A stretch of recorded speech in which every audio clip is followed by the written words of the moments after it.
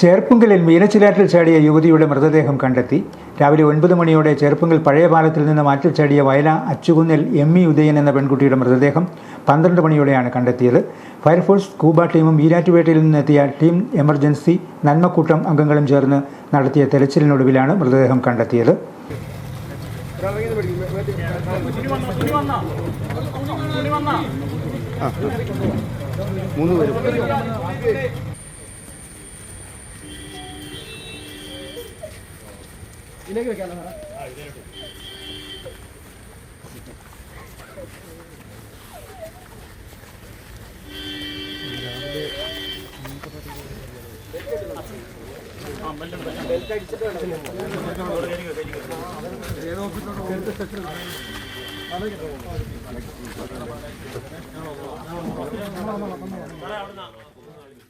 മൃതദേഹം പാല ജനറൽ ആശുപത്രി മോർച്ചറിയിലേക്ക് മാറ്റി. യുവതി ആറ്റിൽ ചാടിയ സ്ഥലത്തു നിന്നും 100 മീറ്ററോളം മുന്നോട്ട് മാറി വെള്ളത്തിനടിയിൽ നിന്നുമാണ് മൃതദേഹം കണ്ടെത്തിയത്. യുവതിയുടെ ബാഗും ഫോണും പാലത്തിന് സമീപത്തു നിന്നും ലഭിച്ചിരുന്നു. കിടങ്ങൂർ പോലീസ് മേൽനടപടികൾ സ്വീകരിച്ചു.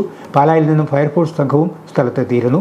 ചെറുപ്പങ്കലിലെ സ്വകാര്യ ആശുപത്രിയിൽ താൽക്കാലിക ജീവനക്കാരിയായിരുന്നു.